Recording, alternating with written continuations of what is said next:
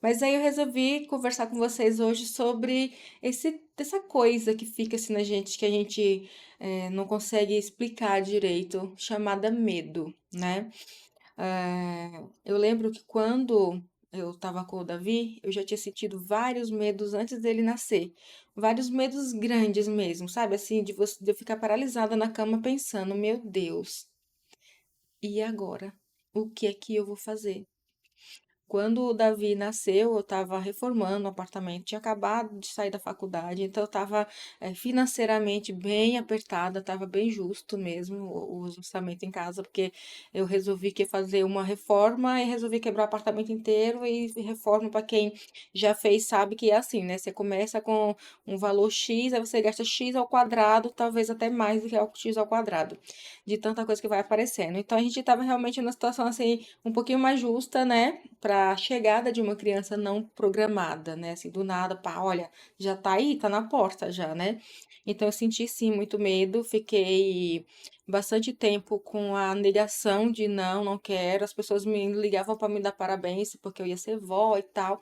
Ah, eu tinha 37 anos, tá? Não pretendia, né, ser vó assim tão cedo, não tava pelo menos nos meus projetos, ser avó e ficar com a criança, assim como eu tô com o Davi, né?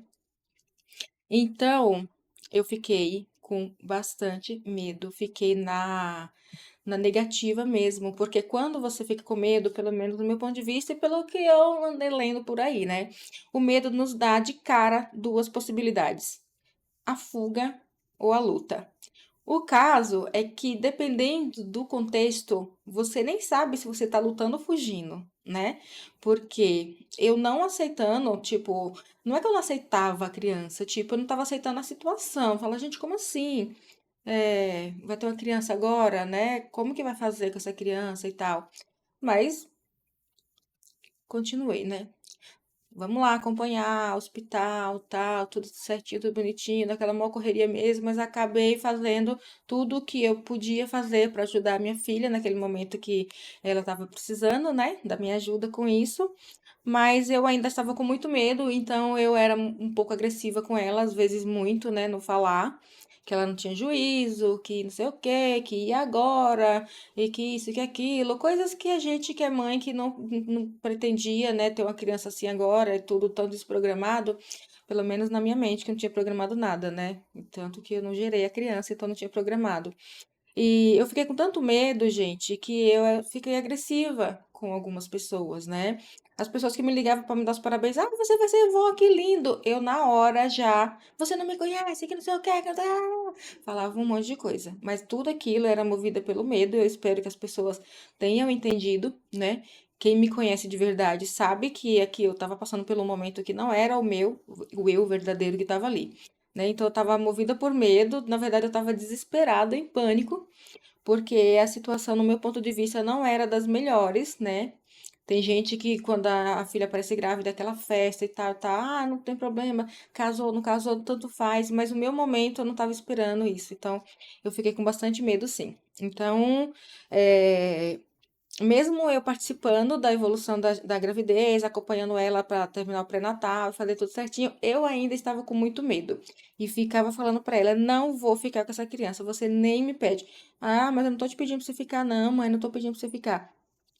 E eu via o medo na cara dela também, dela precisar de mim, e eu manter aquela minha postura rígida de que não ia ficar e de que estava fazendo aquilo só para se a criança fosse nascer com alguma coisa, se não fizesse o pré-natal, não sei o quê, porque eu sou bem rigorosa com esse negócio de saúde. Então a criança ela tem que ser acompanhada, a gestante tem que ser acompanhada, tem que ser tudo anotado, e eu sou bem enjoadinha com essas coisas. Então eu fiquei preocupada com ela e com medo da criança nascer com alguma coisa, né, com alguma questão que precisasse muito de nós. E olha só, né?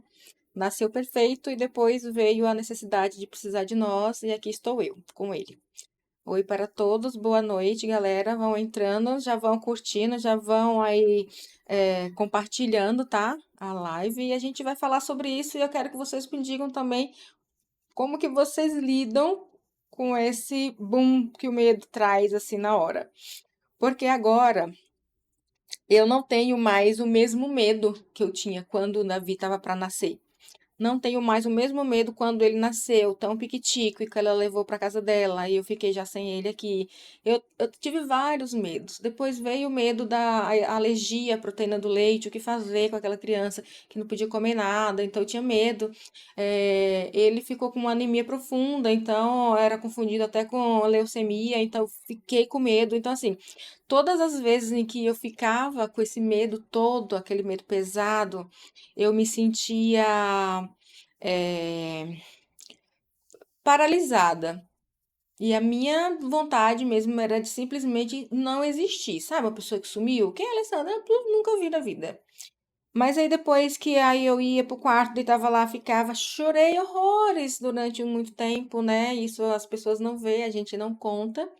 Porque depois que o medo passou e depois que você conseguiu solucionar a sua questão, você respira e vê que tá tudo bem, que dá para levar para frente e que a vida é assim mesmo, né? Então, mesmo eu naquele medo todo, eu consegui ajudá-la no máximo que eu pude. O neném nasceu, foi tudo bem e tal. E aí veio esse negócio do leite. Eu fiquei com medo, mas a minha vontade de lutar por ele foi maior do que o meu medo, né? Então eu não me paralisei tanto na época em que ele estava doente. Eu corri com tudo que eu pude, adoeci junto e foi aquela coisa toda, mas eu fui na luta. Eu não me esmoreci hora nenhuma. Não fiquei triste, porque o medo dá pra gente uma tristeza muito grande também, né? Uma impotência muito grande. E eu, essa Alexandrinha aqui que vocês estão vendo, não sou muito de ter medo das coisas, das situações do dia a dia.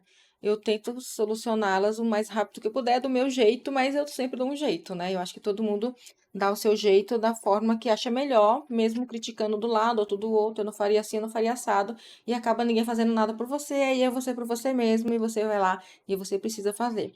Porque se você fica muito tempo na fuga, quando você desperta, já se passou muito tempo, já se passou muita coisa, e aí aquela luta fica muito mais difícil.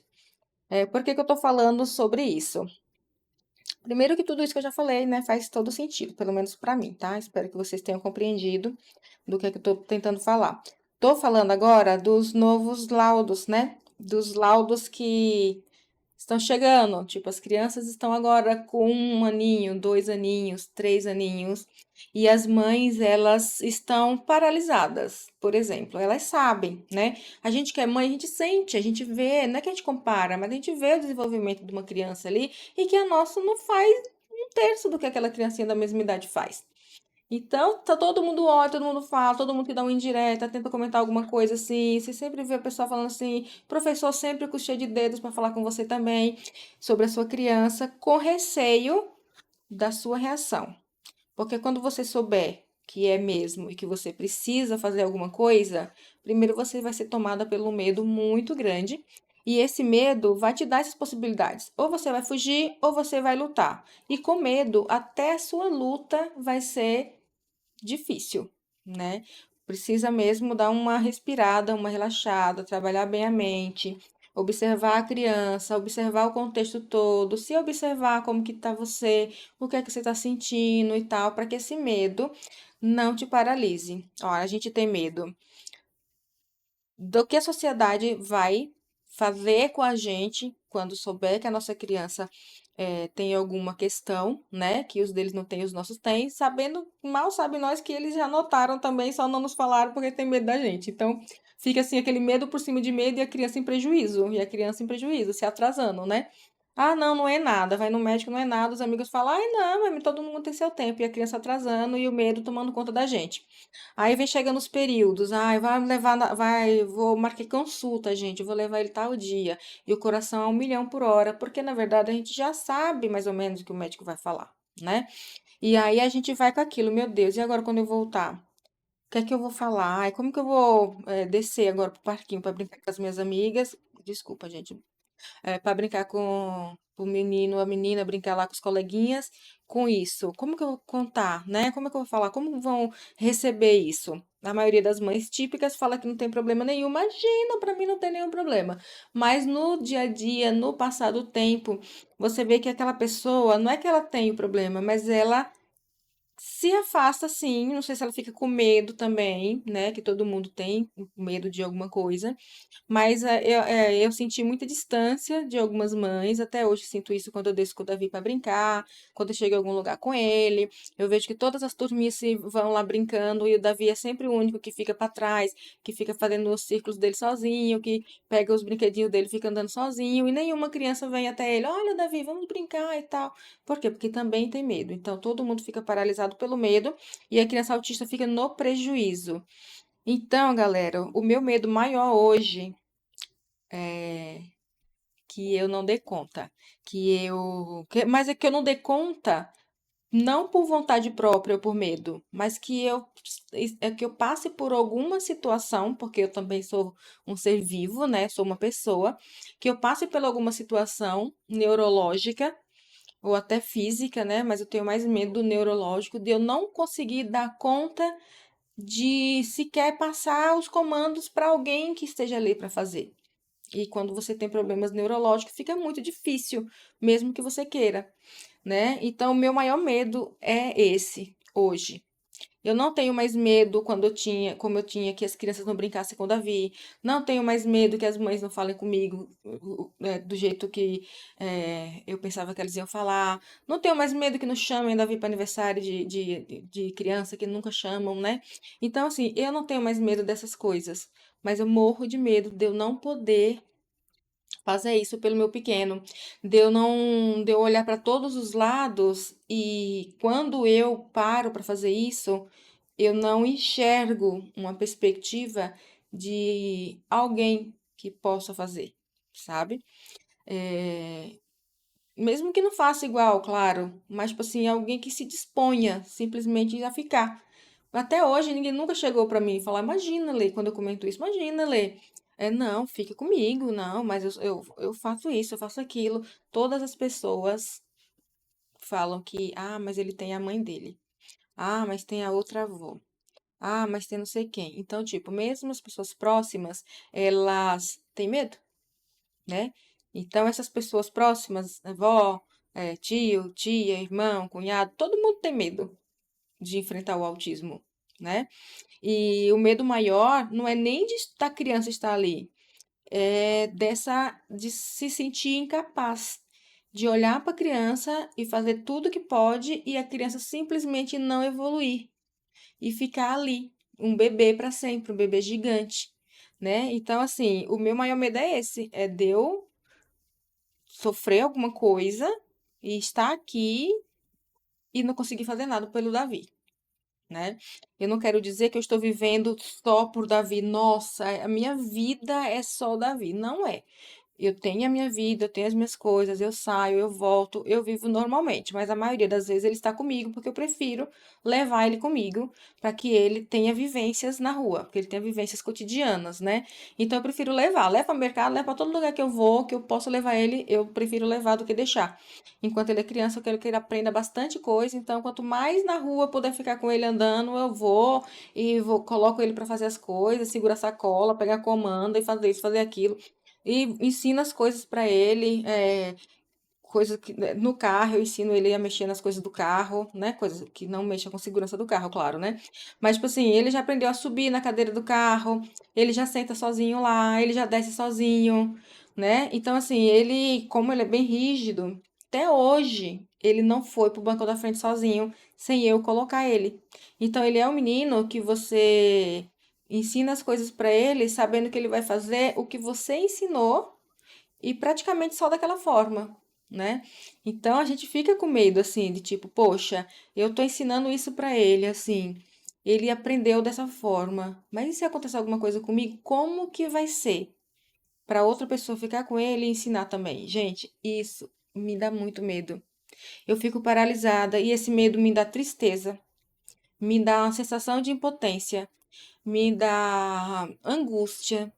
Então, assim, eu tento não pensar nisso, né? Mas vira e mexe você pensa, como hoje que o nosso querido Silvio Santos nos deixou, sempre vem um boom assim, né? De que um dia tudo se vai mesmo e vai chegar também a nossa vez. Então, eu fico muito pensando nisso, sabe? Tento tirar da mente e tal, mas vai e volta, eu estou pensando. Então, vocês que têm criança autista na família, não deixem só a mãe tomar conta de tudo, ou uma pessoa só tomar conta de tudo. A criança ela precisa generalizar os comandos, né? Assim, ela precisa começar a compreender que ela não precisa fazer aquela coisa só quando tal pessoa fala para ela fazer, né?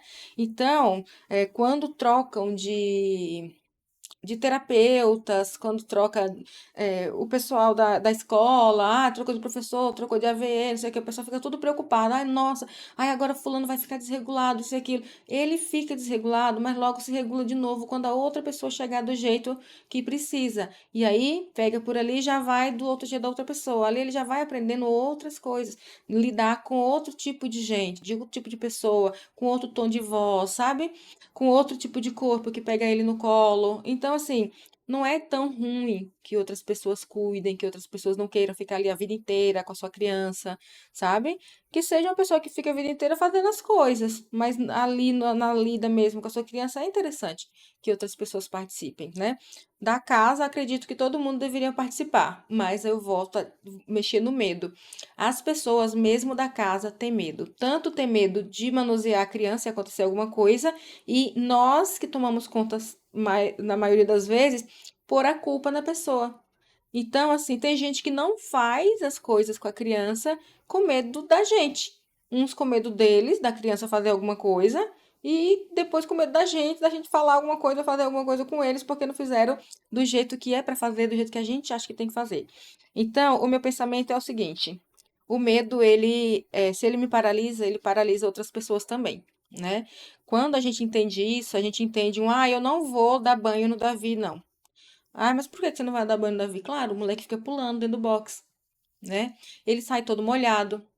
Ele apronta todas, tudo coloca ele em risco, né? Porque ele pode escorregar, ele pode cair. Então a pessoa tem que ficar lá com ele, junto com ele, assim, contendo ele, porque ele fica muito animado e gira dentro do box e corre, senta e levanta, vira e mexe e cai, porque a queda é muito rápida, você não consegue, né, controlar. Mas aí a maioria das vezes está comigo, e quando cai, na maioria das vezes está comigo. Ah, caiu por quê? Ai, gente, porque caiu. Ele caiu porque ele estava em pé. Se ele já tivesse sentado ou deitado, ele não teria caído, mas aí infelizmente ele caiu. E eu tento levar isso para quem me ajuda também, né? Deixo na escola, falo, olha, criança cai, criança se machuca, criança assim, criança assado. Eu deixo claro que eu vou entender que aquilo foi um machucado porque a criança estava brincando, ou que foi um machucado que alguém provocou, que alguém foi leviano com a criança, né? Então é questão assim de você parar assim para pensar mesmo e como você lida com os seus ajudantes, com as pessoas que se aproximam de você com a sua criança, sabe? Deixar mais leve, mas tentar deixar mais leve. Ah, mas eu sei que todo mundo tem medo que a criança corra ali, veja atropelado, não sei o quê. Mas se tiver num lugar que não tem carro passando, não tem moto passando, não tem piscina aberta, não tem nada que a criança possa morrer ali, né? Então deixa mais livre, né? Quando tiver num lugar mais difícil, aí você controla um pouco mais, contém um pouco mais a criança perto de você, fica mais de olho, usa pulseirinha de contenção, faz qualquer coisa para manter a criança bem. Mas não deixe de levar as crianças para os lugares com medo, tá? A gente tem que dar um jeito de levar essas crianças para os lugares. Medo dos olhares eu não tenho mais de ninguém, gente. Pode chegar, não vou nem falar ninguém aqui, porque como é ninguém mesmo, né? Essa pessoa não existe. Eu não tenho medo de olhares. Eu não bato boca com alguém que tá olhando feio pro Davi, nem pra mim. Eu não paro pra discutir com ninguém. Eu não pergunto, que tá olhando o quê? Você tá olhando porque tem olho, né? Se ela não tivesse olho, ela não ia olhar. Então, tá julgando por quê? Ela tá julgando, mas quem tá julgando é ela. Então, o problema é dela, da pessoa, e não nosso, né? Então, assim, eu vou tentando tirar os medos de mim para que o Davi evolua. Porque se eu me travo nos meus medos, ele perde, né? Medo e dó, viu? A gente ficar com muito dó assim também da criança acaba ficando ruim, porque ai, não leva pra escola porque tá muito frio. Ai, que dó, gente, o bichinho vai sair de madrugada. Eles têm que acostumar, né? Vai chegar uma hora que você não vai estar, aquela outra pessoa que tá lá com ele não sabe ainda quantas peças de roupa você costuma pôr para ele ficar quentinho na temperatura certa. Então você precisa entender que a criança vai precisar passar. Frio todo mundo precisa sentir frio, calor, os sentidos, a gente precisa estar em contato para poder saber, né? Ontem eu comentei sobre a temperatura da água no chuveiro, que eu e o Davi a gente já sabe qual é a temperatura que ele gosta. E isso vai também para as roupas, para frio, para calor, né? A criança ela vai desenvolver isso se você deixar ela em contato com aquilo, né? Você precisa deixar que a criança passe o frio para que a criança te mostre que tá com frio, você oferece mais uma blusa para ela, mais alguma coisa para ela, explica para ela o que tá acontecendo. Eu pego a mãozinha do Davi, eu deixo o Davi com frio, viu, gente? Eu vou lá fora, ele não quer subir, ficar correndo, e eu tô lá com frio, eu falo, Davi, ó, eu tô com frio, olha a minha mão como tá gelada. Eu coloco na bochechinha dele, pego a dele e falo, você também tá, porque olha a sua mão como tá gelada. A gente tá com frio, vamos pegar a blusa. E aí eu convenço ele de subir para pegar a blusa, porque quando ele tá brincando lá embaixo, que ele brinca sempre sozinho comigo, ele não quer subir, porque eu tento fazer ficar divertido. Mas chega uma hora que dá frio mesmo, porque aqui é muito aberto e venta muito. Então eu tento convencê-lo de subir para pegar as blusas e ele vem. Mas se eu não deixo, nossa, tô sentindo frio. Vem, Davi, enfia uma blusa nele. Ai, nossa, mas ainda tá frio, tá? Vou colocar duas, três meias, vou fazer aquilo. A não ser que esteja bem gelado. Tipo, nossa, tá 3 graus. Se eu não pôr uma meia nele, que ele não tá sabendo identificar, ele vai quebrar os dedos, né? De tão gelado que tá. A boca vai rachar toda, vai ficar com dor de cabeça. Então a gente já sabe tudo que o frio traz, né? Vai pegar uma hipotermia ali, né? Então a gente já sabe como lidar com aquilo. Então a gente vai deixando a criança sentindo o friozinho normal, gente. Nossa, 18 graus, 20 graus, o povo tá com os cobertores em cima da criança. A criança tá lá suando e a pessoa tá lá. A criança tá correndo, tá brincando, né? E isso vai para onde? Pro nosso medo também.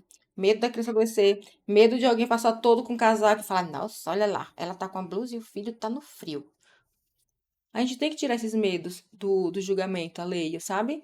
Porque a gente tá educando uma pessoa para viver sozinho depois, para viver a vida dela, que a gente não sabe até quando que a gente vai estar vivo.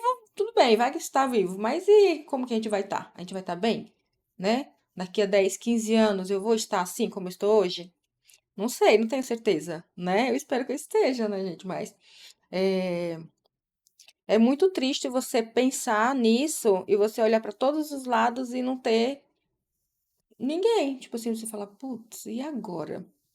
Porque a gente que tá com a criança autista, a gente mesmo sabe todo o dilema que é, todo o nosso contexto, toda a nossa, o pessoal costuma falar nossa luta, nossa lida, nossa, é tudo isso aí também, a gente sabe. Então a gente já sabe também que aquela outra pessoa que não está acostumado, que não tem a criança autista, que só vê nosso filho de vez em quando, né, que só sabe das coisas dele porque a gente conta, elas não vão ter assim. Ah, nossa, aconteceu alguma coisa, eu fico. Mesmo que a criança tenha dinheiro, ah, mas você vai receber. A gente fez aqui uma poupança para ele, você não vai ficar desamparada, vai receber X por mês e tal, para cuidar dele. O povo tem medo. E isso tem que ter muita responsabilidade, então as pessoas têm medo, né? Então, o que é que a gente precisa fazer? E logo, levar as crianças, expor as crianças as coisas que a gente passa, para que elas aprendam as coisas. Não estou dizendo para você jogar o seu filho, maltratar o seu filho nos cantos. Ai, tem que aprender com dor, vamos bater, tem que aprender com não sei o quê. Não é isso. Mas saiu, tá? Para levar, leva. Não liga para olhares, não liga para nada. Ah, tá friozinho? Deixa a criança sentir um pouquinho de frio para ela entender o que é frio, o que é calor. Quando que tá calor demais e quando tá frio demais, sabe? Vai explicando aos pouquinhos, porque nós sabemos que o cognitivo deles, na grande maioria, é difícil, né? É diferente demais das crianças típicas. Que você explica, a criança sente. Você pega uma coisa, coloca quente na mão dela, ela sabe que aquilo é quente e que aquilo que ela tá sentindo, aquele monte de calor, também é quente e que ela precisa tirar. E as crianças autistas, eles têm essa dificuldade. O Davi, ele tem muita dificuldade de me dizer qualquer coisa. Eu pego lá os cardzinhos dele, ah, você tá com calor? Tá com calor, Davi? Quer tirar a blusa? Ele não me diz nada, só sai. E aí eu vou atrás dele, coloco a mão assim por dentro da blusinha dele, ele está pegando fogo. Mas o Davi, ele não transpira. Ele não fica suando, sabe? Ele fica vermelho, as orelhas dele ficam bem vermelhas, mas ele não tem o suor, ele não transpira. Eu ainda não sei por quê, tá? Vou pesquisar isso aí com os médicos para ver por que que as glândulas sebáceas dele são tão raras. Ele não, por exemplo, o Davi, ele não tem cera no ouvido. O ouvido do Davi é sempre, sempre, sempre limpo, nunca forma nada, assim, aquele cheirinho de você passar o cotonetezinho assim, sair amarelinho, sabe? Não tem. Então, o Davi, ele não tem gordura no corpo, ele é todo sequinho. O Davi, você passa a mão assim na pele dele, a pele dele vai junto, assim, com a sua mão, porque ela não tem nenhuma gordura, não passa assim, deslizando, não, sabe? A pele vai junto. Então, o Davi é um menino bem diferente, e é o amorzão da minha vida. E eu tenho esse medo. Esse é o meu maior medo, gente. É acontecer alguma coisa comigo e eu deixar o meu pequeno tchuco sem ter o suporte que ele tá tendo agora, né? Porque dá muito medo. E aí eu fico correndo pra lá e pra cá pra poder fazer com que ele aprenda a interagir, para que ele aprenda a me notificar das coisas que ele está sentindo, para que ele aprenda que aquilo é muito perigoso, que ele não pode ficar ali, que aquilo é muito perigoso, que ele não pode mexer naquilo. E tá indo, sabe? Devagar, mas tá. Tem coisa que ele já não mexe, que eu falo, Davi, não pode. Ele já sai de perto. Davi, parado. Ele fica parado, né? Mas se eu estiver muito longe, ele estiver distraído, ele ainda não para, ele ainda não atende quando eu grito de longe com ele, Davi, louca, vem aqui. Aí é que ele sai correndo, achando que eu tô brincando, ele sai brincando, correndo, sabe? Então eu tenho que correr mesmo, chegar perto dele, segurar ele e falar com ele, pegar ele no colo e trazer, afastar ele do lugar. Então, galerinha, vocês que estão recebendo o diagnóstico agora, é super normal esse medo que vocês devem estar sentindo agora, que vocês estão olhando para a criança de vocês e já vendo ali que aquilo que ela está fazendo é um movimento repetitivo, é uma estereotipia, né? Que ela não quer comer as coisas que vocês dão, que todo mundo come na casa, menos elas, e faz aquele escarcéu. É uma seletividade alimentar. Né, que ela não vai com fulano, não vai com Beltrano, não vai com ninguém, tá só grudada em você e já é diferente também. Você já tem que ver por que que essa criança não vai exatamente com ninguém, se esconde atrás de você. Como os coleguinhas chegam pra perto e ela ignora, finge que não vê o coleguinha. Quando você vai cumprimentar a criança passa direto, te ignora, né? Você fala, nossa, mal educada, nossa, puxou não sei quem. Não, observa e você juntando vários pontos, assim, sobre o desenvolvimento da criança, que tem na carteira de vacinação, tem bastante coisa agora, viu, gente? Tem coisa nova lá na carteirinha de vacinação do SUS. Eles colocaram, inclusive, como que deve ser feito os acompanhamentos para que a criança tenha esse diagnóstico o mais precoce possível. E aí vocês fiquem com o medo de vocês, curtam o medo de vocês, tentem não ficar muito tempo paralisados, para que a criança não perca oportunidades. Então, libera-se primeiro o medo dos outros, dos julgamentos, tá? E se concentra no medo em que você tá das descobertas. Porque aí isso do medo da descoberta você pode fazer até sozinho um monte delas. Você pode ler bastante, você pode fazer teste com a sua criança, você pode conversar com pessoas que têm criança autista também, que vai querendo ou não vai te esclarecer muita coisa, né? Então você divide, guarda alguns medos para que você use eles de forma mais livre, que é essa de ficar pesquisando as coisas, e você tenta, mano, tem que descartar, tá? Sinto muito te falar, mas você tem que descartar o medo de olhares, o medo de julgamento, porque se você não fizer isso, seu filho não vai evoluir aproveitando todo o potencial que ele tem. Porque a criança autista, ela não te mostra o que ela está sentindo, mas isso não quer dizer, em hipótese alguma, que ela não sinta. Então, ela sente os olhares também, ela sente a sua resposta, ela sente o seu tom de voz quando você fala sobre ela. Ela ouve e sente o que está ali acontecendo no ambiente, né? E aquelas pessoas que te olham, te julgam, e olham e julgam a sua criança, vão ficar ali. E com quem que você vai voltar para casa? Com a sua criança, que não vai te falar que está morrendo de raiva de você, mas está. Porque é o sentimento que ela está naquele momento. É o mesmo sentimento que a gente tem quando a gente está, por exemplo, com uma irmã ou um marido, que eles ficam falando da gente, falando mal da gente, a gente ali do lado e eles falando mal, sabe? Que a gente não gosta que fale sobre aquele falando, rindo, sabe? Esse é o sentimento. A gente sai dali também quieta a maioria das vezes, né? Se não der uma de louca e já chutar o balde, já rodar a baiana e já resolver a questão ali mesmo, a gente fica chateado, a gente vai para casa chateado e a maioria das vezes a gente consegue manter ali uma convivência com aquela pessoa, né? Dependendo de como que foi tudo. Mas a criança autista, ela vai guardando tudo aquilo e aí ela vai perdendo a confiança em você. Ela não vai achar mais tão agradável ficar perto de você. Ela não vai achar mais tão agradável cumprir os seus comandos. Quando você começar a falar com ela com um comando mais firme, ela vai sentir vontade de dar na sua cara, porque ela vai ficar lembrando de todas as coisas que você fala na frente dela, fingindo que ela não está lá e ela está. Tá bom, galera? Tá lá, tá ouvindo, tá sentindo o ambiente, mas é totalmente desnecessário que isso aconteça e a criança ela não tem ali naquele momento a capacidade de ir lá e se defender. Nem de você, nem da pessoa, e nem falar sobre o assunto, nem se explicar, nem nada. Simplesmente fica ali parado ouvindo. E isso é muito triste, né? Então, o papo de hoje foi sobre medo. Veja quais são os medos que estão paralisando você, tá? E tenta trabalhar com eles o máximo que você conseguir.